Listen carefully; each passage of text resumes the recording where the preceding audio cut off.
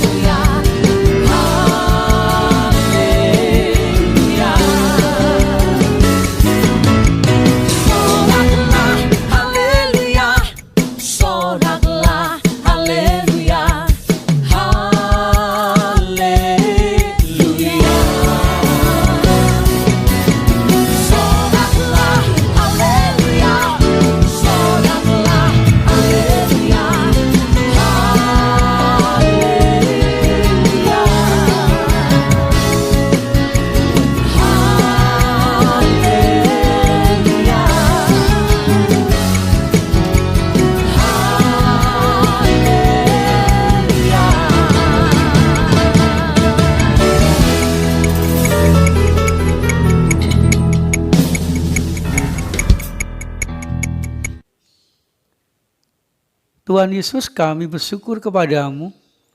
Engkau sangat mengenal kami. Engkau sangat mengasihi kami.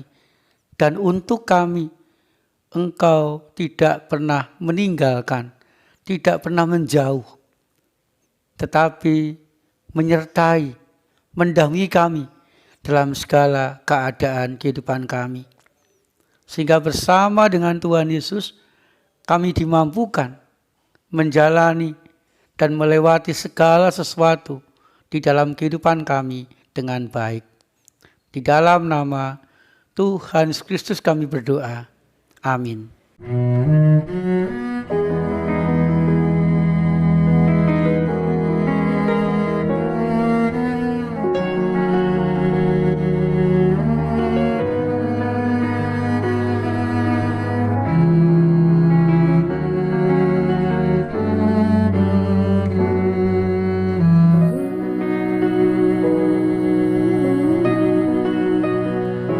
Seperti rusa yang haus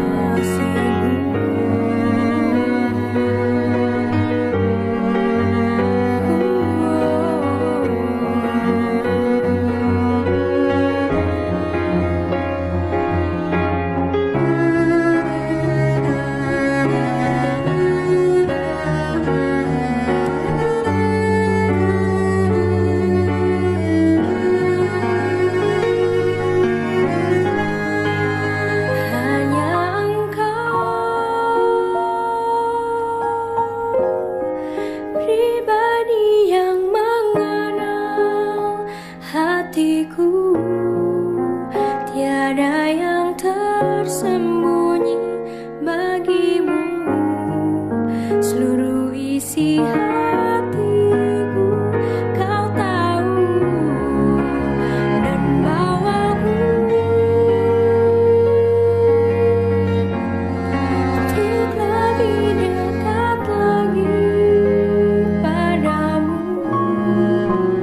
Tinggal dalam indahnya dekapan, tinggal dalam indahnya dekapan, tinggal dalam indahnya dekapan kasih-Mu.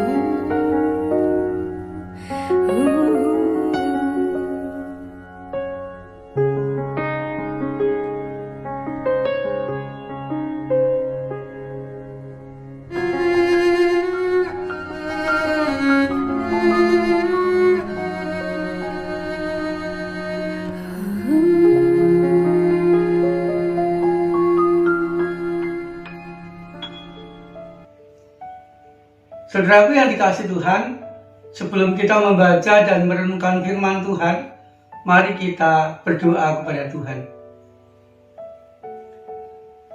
Tuhan, di tengah-tengah kehidupan kami yang kami jalani dengan berat ini, kami datang kepadamu ya Tuhan, merindukan kekuatan, merindukan pertolongan, merindukan pendampingan Tuhan. Biarlah melalui firman-Mu kami boleh didampingi, dikuatkan oleh Kristus yang sudah bangkit itu. Nyatakan kehendak-Mu ya Tuhan. Kami siap membaca, merenungkan, dan siap dimampukan Tuhan untuk melakukannya di sepanjang kehidupan kami hari demi hari. Di dalam nama Tuhan Yesus Kristus kami berdoa. Amin. Saudaraku yang dikasihi Tuhan, kita akan merenungkan tema mengalami Kristus yang bangkit. Kita akan membaca dan merenungkan firman Tuhan saudara dari Lukas pasal 24 ayat 13 dilanjutkan ayat 28 sampai ayat 33. Demikian saudaraku. Pada hari itu juga dua orang dari murid-murid Yesus pergi ke sebuah kampung bernama Emmaus yang terletak kira-kira 7 mil jauhnya dari Yerusalem. Ayat 28, mereka mendekati kampung yang mereka tuju. Lalu ia berbuat seolah-olah hendak meneruskan perjalanannya. Tetapi mereka sangat mendesaknya, katanya, "Tinggallah bersama-sama dengan kami, sebab hari telah menjelang malam dan matahari hampir tenggelam." Lalu masuklah ia untuk tinggal bersama-sama dengan mereka. Waktu ia duduk makan dengan mereka, ia mengambil roti, mengucap berkat, lalu memecah-mecahkannya dan memberikannya kepada mereka. Ketika itu terbukalah mata mereka dan mereka pun mengenal dia, tetapi ia lenyap dari tengah-tengah mereka. Kata mereka seorang kepada yang lain, "Bukankah hati kita berkobar-kobar ketika ia berbicara dengan kita di tengah jalan dan ketika ia menerangkan kitab suci kepada kita?" Lalu bangunlah mereka dan terus kembali ke Yerusalem. Di situ mereka mendapati 11 murid itu. Mereka sedang berkumpul bersama-sama dengan teman-teman mereka. Demikian jauh pembacaan firman Tuhan saudaraku. Kehidupan kita akan bahagia ketika firman Tuhan sungguh-sungguh mampu kita lakukan di sepanjang kehidupan kita hari demi hari. Amin. Saudara yang dikasihi Tuhan, Paskah atau kebangkitan Tuhan Yesus seharusnya membawa semangat baru, membawa pengharapan baru bagi setiap orang yang mendengar, bagi setiap orang yang percaya kepada kebangkitan itu. Tetapi saudaraku, bagi Kleopas dan temannya, Paskah tidak berdampak apa-apa. Malah sebaliknya, ketika hari Paskah, mereka pulang ke kampung halamannya dengan wajah yang muram, dengan jalan yang gontai, tidak ada semangat, tidak ada pengharapan lagi dalam hidup mereka. Jemaat Tuhan, pertanyaannya mengapa? Mengapa Kleopas dan temannya pada waktu itu di hari Paskah mereka tidak mengalami dampak dari Paskah itu? Yang pertama, saudara, mereka terlalu terbelenggu oleh rasa kecewa. Mengapa mereka kecewa, saudaraku? Karena mereka mendapati bahwa kenyataan tidak sesuai dengan harapan. 3 hari sebelumnya, Kleopas dan temannya harus mendapatkan, harus mengalami sebuah kenyataan yang sangat pahit, yang sangat berbeda dengan yang diharapkan. Mereka melihat, mereka mengalami Tuhan Yesus yang mereka harapkan sebagai guru, sebagai pemimpin, sebagai pengubah hidup, ternyata harus mati di atas kayu salib. Semuanya membuat harapan mereka bubar, harapan mereka buyar, semuanya membuat harapan mereka hilang ketika Tuhan Yesus harus mati di atas kayu salib. Kemudian saudaraku, ketika mereka terbelenggu oleh rasa kecewa, membuat mereka berhenti melangkah, membuat mereka tidak melanjutkan karya Kristus di dalam hidup mereka, dan mereka pulang ke Emmaus. Dan sebelumnya ketika mereka mendengar berita dari wanita atau perempuan-perempuan yang melihat Kristus yang bangkit, mereka pun tidak percaya terhadap berita kebangkitan Kristus itu. Kemudian yang kedua, saudara, di dalam hidup Kristus, mereka hanya sekedar mendengar.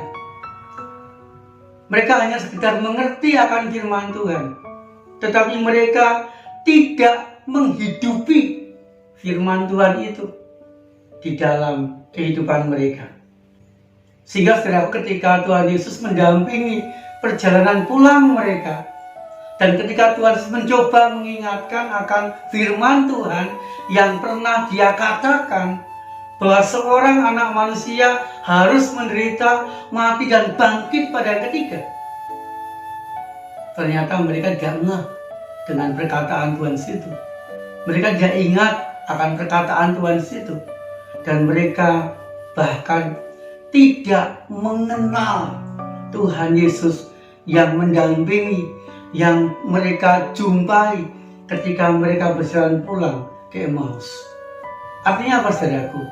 Mereka hanya mendengar, mereka hanya mengerti perkataan Kristus atau firman Tuhan, tetapi hati mereka tidak dekat dengan Tuhan. Mereka tidak menghidupi firman Tuhan, dan bahkan mereka tidak mengenal Tuhan Yesus dalam hidup mereka. Sehingga wajar berita kebangkitan Kristus tidak mereka percayai. Sehingga kebangkitan Kristus, Paskah itu, tidak membawa dampak dalam kehidupan mereka. Saudaraku yang dikasihi Tuhan, ketika hari sudah mulai malam, dan ketika mereka sudah sampai ke Emmaus, ke kampung halaman Kleopas dan temannya, Tuhan Yesus berbuat seolah-olah hendak melanjutkan perjalanannya. Dan kedua murid itu mendesak Tuhan Yesus untuk tetap tinggal bersama-sama dengan mereka. Saudaraku, kerinduan para murid untuk mendesak Tuhan Yesus berada dalam kehidupan mereka itulah dipakai kesempatan Tuhan Yesus untuk meyakinkan para murid bahwa Dia benar-benar bangkit, bahwa Dia masih peduli, bahwa dia masih mau tinggal bersama-sama dengan para murid. Kemudian Tuhan Yesus memecah-mecahkan roti, mengucapkan berkat atas roti itu dan membagikan kepada Kleopas dan temannya. Saudaraku, ketika melihat bukti bahwa dulu dia pernah mengalami situasi seperti itu, Tuhan Yesus memecah-mecahkan roti dan membagi-bagikannya. Dan ketika mereka dulu pernah mengalami berkat seperti yang mereka lihat saat itu, maka mereka menjadi percaya kepada Tuhan Yesus, bahwa yang di depan mereka, yang menyertai perjalanan mereka adalah benar-benar Tuhan Yesus yang sudah bangkit. Saudaraku, ketika mereka menyadari kehadiran Tuhan Yesus, ketika mereka percaya kepada kebangkitan Tuhan Yesus, ada perubahan yang luar biasa dalam diri dua murid Tuhan Yesus tadi. Firman Tuhan mengatakan demikian. Lalu bangunlah mereka dan terus kembali ke Yerusalem. Setelah itu yang dikasih Tuhan, mereka dikatakan bangun. Artinya mereka kembali mempunyai semangat. Mereka kembali mempunyai pengharapan. Dan mereka mengalami sukacita dalam hidupnya. Dan mereka bangun, lalu dikatakan mereka melangkah kembali ke Yerusalem. Jemaat Tuhan, tentu ini merupakan sesuatu yang tidak mudah. Mereka harus menjalani perjalanan di waktu malam di padang gurun, kurang lebih 7 mil berjalan kaki menuju Yerusalem. Tentu merupakan keadaan yang tidak mengenakan. Bisa saja mereka dirampok, bisa saja binatang buas menerkam mereka. Tetapi saudara, tantangan, ancaman yang sangat mungkin mereka alami, mereka berani menghadapi, mereka berani menjalani. Bahkan mereka mempunyai semangat yang luar biasa untuk segera sampai ke Yerusalem. Jemaat Tuhan, mengapa mereka mengalami perubahan? Karena mereka sungguh-sungguh mengalami sendiri Kristus yang bangkit itu adalah Kristus yang benar-benar peduli kepada kehidupannya. Kristus yang bangkit itu adalah Kristus yang menguatkan kehidupannya. Kristus yang bangkit itu adalah Kristus yang mau menemani, menyertai kehidupan mereka dalam segala keadaan. Kleopas dan temannya mengalami Kristus yang bangkit dan mengalami perubahan dalam hidupnya. Saudaraku yang dikasihi Tuhan, di tengah-tengah keadaan kita yang masih seperti ini, pandemi corona yang belum berakhir, bencana yang kadangkala muncul mendadak, dialami mendadak dalam kehidupan kita, permasalahan-permasalahan yang seringkali kita alami dalam kehidupan kita, kenyataan-kenyataan hidup yang seringkali tidak sesuai dengan harapan, kadangkala membuat kita putus asa dan kadangkala membuat kita berhenti melangkah. Tetapi saudaraku, mari kita mengalami Kristus yang bangkit itu. Kita benar-benar mau berjumpa dengan Dia, merasakan cinta kasih, merasakan penyertaannya, merasakan kekuatannya, merasakan pendampingannya secara pribadi. Maka Kristus yang bangkit itu akan sungguh-sungguh memampukan kita untuk menjalani kehidupan kita dengan penuh semangat, dengan penuh keberanian, menuju tujuan kehidupan kita yang sesuai dengan kehendak Tuhan. Sehingga saudaraku, mari kita bersama-sama mengalami Kristus yang bangkit itu. Saat hening bagi kita semua.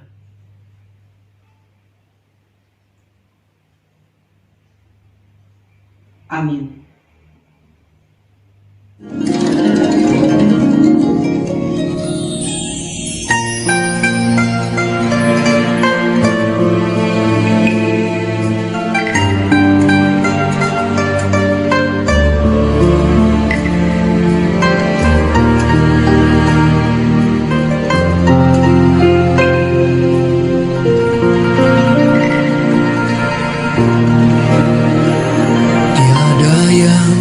Seperti Engkau begitu mengasihiku, Kau Tuhan sanggup menjawab semua seru doaku. Tiada yang seperti Engkau begitu mengasihiku, Kau Tuhan sanggup melawan seluruh kehidupanku. Aku percaya Tuhanku ajaib, Kau turun tangan memulihkanku. Aku percaya Tuhanku dahsyat, Kau turun tangan memberkatiku.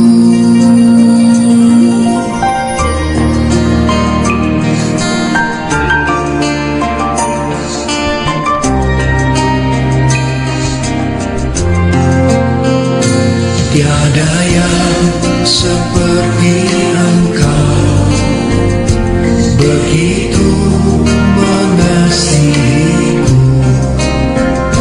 Kau Tuhan sanggup menjawab semua seru doaku. Tiada yang seperti Engkau begitu mengasihiku, Kau Tuhan sanggup melawan seluruh kehidupanku.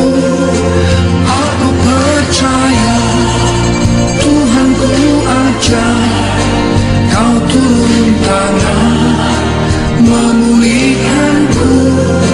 Aku percaya Tuhanku dahsyat, Kau turun tangan memberkatiku. Aku percaya Tuhanku ajaib, Kau turun tangan memulihkanku. Aku percaya Tuhanku dahsyat, Kau turun tangan memberkatiku.